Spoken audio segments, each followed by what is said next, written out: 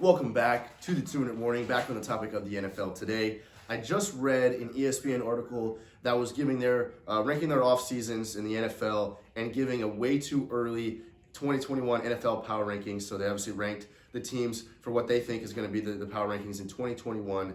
And today I'm going to be reacting to that because there's several teams that they ranked in certain spots that I disagree with. So again, today 2-Minute Warning is going to be reacting to ESPN's way too early power rankings. But before I get into that video, question of the day, and that is going to be just a simple one for you guys watching. Who do you think is going to be the best team in the NFL this year? I think there's several teams you can make an argument for. The Chiefs, of course, the Bucs, of course, the Packers, the Bills, the Browns, the Rams. There's plenty of teams you can make an argument for. So I want to hear who you guys think is going to be the best team in the NFL in 2021. But again, I want to be starting at number 10, going through their rankings, and then giving my opinion on whether or not this is accurate or whether or not I think it's accurate that the teams that they ranked in that spot, whether that's good or not. So starting with number 10, ESPN has put the Tennessee Titans as the 10th best team going into the 2021 season. I do have a slight issue with this. I think the Titans have a great offensive foundation in Ryan Tannehill, who's a great game manager, great playmaker, honestly, and obviously one of the top backs in the league in Derrick Henry, and then A.J. Brown, one of the biggest emerging receivers in the game. So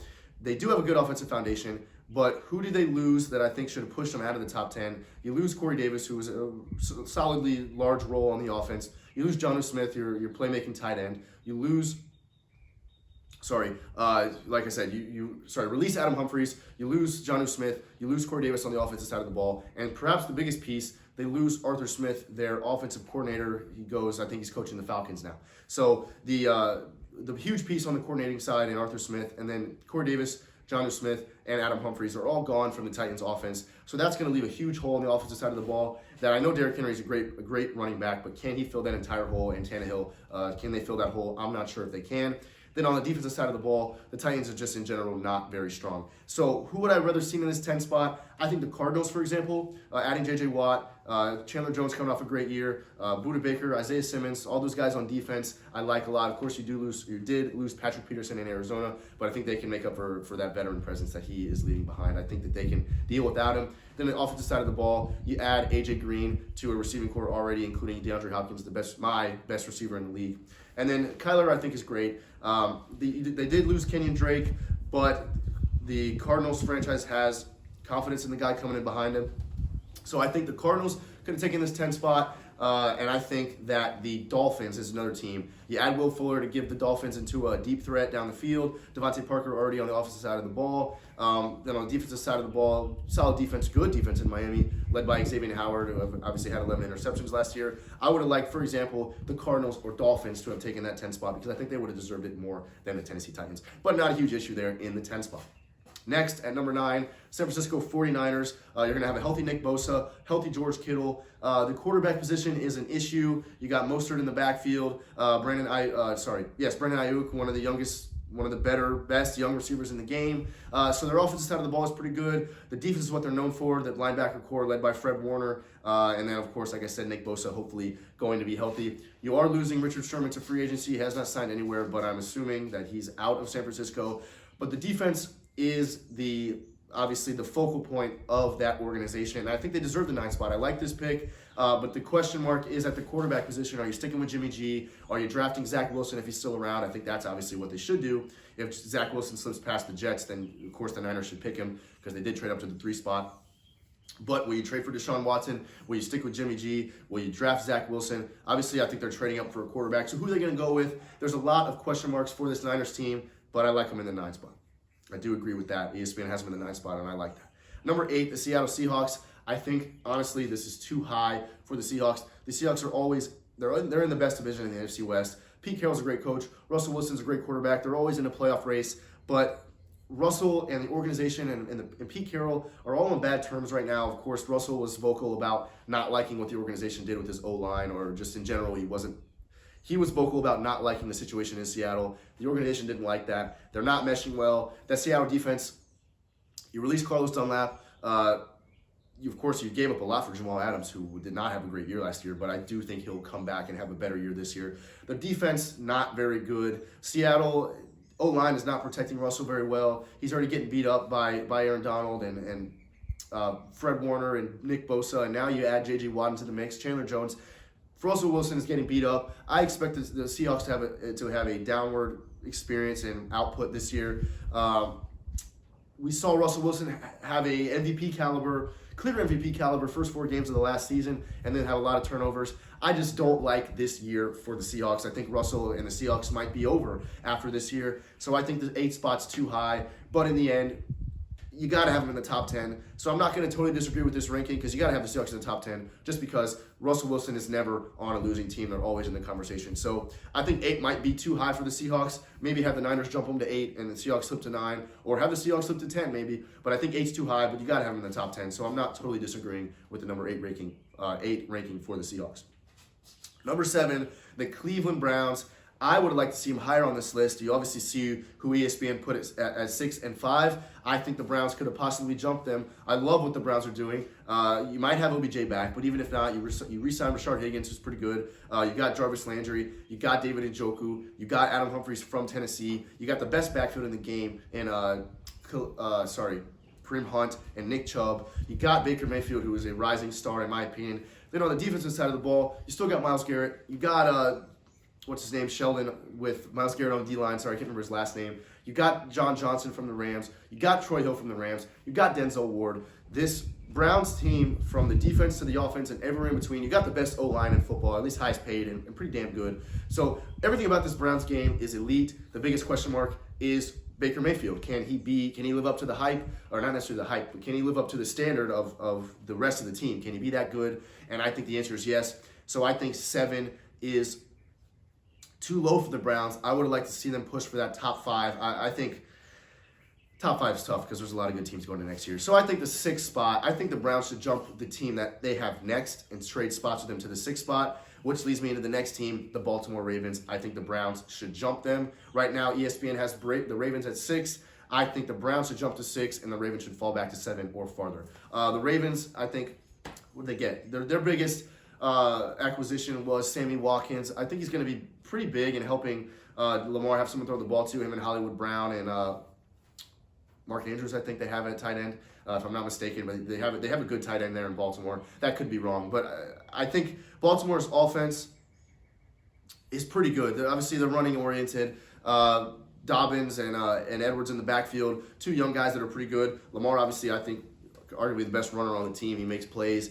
And the Ravens are going to be a playoff team, even coming out of the AFC North, one of the best teams in the league. They did lose Judon on the defensive side of the ball to the Patriots. So they did take 1 loss on defense, but the defense is pretty good. We saw their defense absolutely shut down Derrick Henry for 48 yards last year in the playoffs against Tennessee, in Tennessee. So the Ravens defense is pretty good. Their offense is good, but they still don't have a good passing attack. So I think 6 is too high for them on this list. But again, I think 7 would have been right if the Browns jumped them and dropped back. So right now the Ravens, ESPN has them at 6, Browns at 7. I would like to see Browns jump to 6. Browns jump to 6, Ravens fall to 7. So just a slight change would have been nice for me there. But getting into the top 5, number 5, they have the LA Rams. I like this spot for the Rams. They have a defense that is very good. They did lose Troy Hill. They did lose John Johnson. So 2 big guys in the secondary. But you still have, of course, Jalen Ramsey and Aaron Donald. I think this team is still going to be very good. Top 5, top 6 on defense. And then on offensive side of the ball, Van Jefferson, Robert Woods, Cooper Kupp, Cam Akers in the backfield. And then the biggest addition to this team, who they give up a lot for, 2 first-round picks, I think, Matthew Stafford. I think he's going to be really good. But I don't think the Rams should be any higher than 5, because who knows if Matthew Stafford's going to work well in LA. I think he will, but I think 5 is the perfect spot for the Rams, because they're very capable of being 2 or 1, or they're capable of being outside the top 10 if Matthew Stafford doesn't work well. So I think 5 is the perfect spot for him. So I like this pick by ESPN at number 5. Number 4, this one really hurts me. Way too low. The Tampa Bay Buccaneers in the 4th spot is ridiculous. I think they had the best offseason. They had the best free agency period, offseason, all the above. Tom Brady, being the GOAT that he is, restructured his contract, freed up some cap space. They were able to re-sign so many guys: Gronkowski, Shaq Barrett, Shaq Barrett being the biggest one. Gronkowski, Levante David, Shaq Barrett, and Ndamukong Suh, playoff Lombardi, Lenny, Leonard Fournette, of course. They got all these guys back. The only guy they're missing now is AB, who I personally think they can do without, but Jay, obviously, the other guy here, 2-minute warning, he likes AB a lot more than I do. I think AB is a great playmaker, but I don't think he's necessary for the Bucs. Jay thinks he's big. Whatever. They need AB back, I think. That's the only guy they have not gotten back. But other than that, like I said, Levante David, Shaq Barrett, Gronkowski, Playoff Lenny, and Ndamukong Suh, they got all these guys back. So I don't know how the Bucs are not number 1 on this list. I have a huge problem with them being number 4 because they took a team that won the NFC, had a tough road to get there, but you get to the Super Bowl against the best team in the AFC, the best team in the league, and Patrick Mahomes and the Chiefs, and you beat them by 22 points. I just think the Bucs, they put together the same team that they had with the same greatest ever quarterback. Of course, Hall of Fame. That's an understatement. How are they not number 1 after being by far the best team in the league last year? I don't know. The Bucs should be a number 1 team on this list 100%. So 4 is doing them a disjustice or a disservice. This is unjust that they're at number 4. So I have a huge problem with that, of course. But going into the number 3 spot, they have the Green Bay Packers. That's too high for them. Honestly, I wouldn't even be opposed to having the Packers maybe at number 5, Rams at 4, and then the rest of the list from here to be readjusted for that. The Packers, yes, they re-signed Aaron Jones. Yes, you have Aaron Rodgers, is one of the best, most talented quarterbacks in all time or in NFL history. And you have Devontae Adams, the best receiver in the game right now. I would say maybe him or D-Hop. But Packers and Aaron Rodgers are not friends right now. There's a huge issue with, of course, them drafting Jordan Love and them just not building a great team around Aaron Rodgers, and then them not restructuring his contract. The Packers and Aaron Rodgers are not on good terms. I don't expect them to have a real good season chemistry-wise, so I would rather have the Packers slip outside the top 5. Yes, they have the absolute potential to be back in an NFC Championship, but I can tell you right now they're not beating the Bucs if they meet them there again. So Packers should be slipping down from number 3. I don't like that pick there. Number 2, the Buffalo Bills. They've got one of the best young quarterbacks in the AFC. They've got Stephon Diggs. They get Emmanuel Sanders. I like the Bills, but I don't like them at number 2. It's a little too high for me. It seems like a lot of these ranks are too high for me. I think that the Bucs should be higher. The Rams should maybe be a little higher. The Browns should be a little higher. I think the Bills should drop a little bit. I think they're a top 5 team. They're definitely one of my favorites to win the AFC, if not the Chiefs or the Browns. But you're looking at a team that doesn't have a running back right now. What's his name? Singletary got hurt last year, and they just don't have a solid running back. They might draft, say, Najee Harris, say Trey Sermon, say Travis Etienne, which would change this whole team up. But right now, without a running back, the Bills should not be at number 2 on this list. And their defense, I'm not totally sold on. Their secondary is pretty good, but not too sold on it either. Their run defense, we saw Jonathan Taylor and Naheem Hines of the Colts last year run all over the Bills, even though the Bills didn't win the game in the divisional round of the playoffs. So the Bills are missing. They don't have a great defense. They have a pretty good defense, and they don't have a running back. Therefore, 2 is too high for them on this list. Coming in at number 1, the Kansas City Chiefs. It's hard not to put them at number 1, except for the Bucs should be in that number 1 spot. I would like to see the Bucs at 1 and the Chiefs at 2. The Chiefs, of course, released Mitchell Schwartz and Eric Fisher, 2 of their franchise guards, but that seems initially, why would you do that? Well, they were hurt. They were costing the team a lot of money. They freed up almost $20 million in cap space to let them go. So I think that was smart. But we saw what happens to Mahomes when the pass rush is great, like it was in Tampa Bay against Tampa Bay in the Super Bowl. Not that Patrick had a bad game. He made a lot of good throws and plays, but the Chiefs' offense fell apart without a good O-line. Excuse me. So I'm not sure how this Chiefs team is going to look. If they're really one caliber after their O-line's going to have to be rebuilt, because we saw, like I said, what happens to Mahomes when his O-line's not working well. You lose Le'Veon Bell. I don't think that's huge. Of course, you still have Tyreek. You still got Travis Kelce. You still got Clyde Edwards-Helaire, one of the best young running backs in the game. So Chiefs are great. Chiefs are going to be great. But I think the 2 spots right for the Chiefs and the Bucs should be at the 1 spot. But that's my reaction for ESPN's way too early power rankings for 2021. Obviously, a lot could change. We still got the draft, one of the best drafts in a while coming up talent-wise. So a lot could change, but that's my reaction for ESPN's power rankings. And as far as the question today, I've kind of already answered this. Who do I think is the best team in the league? Tampa Bay Buccaneers. That's my vote. They put together one of the best teams, and they had one of the best teams, and they put it back together this year. So I got the Bucs. Guys, thanks for watching. 2-minute warning.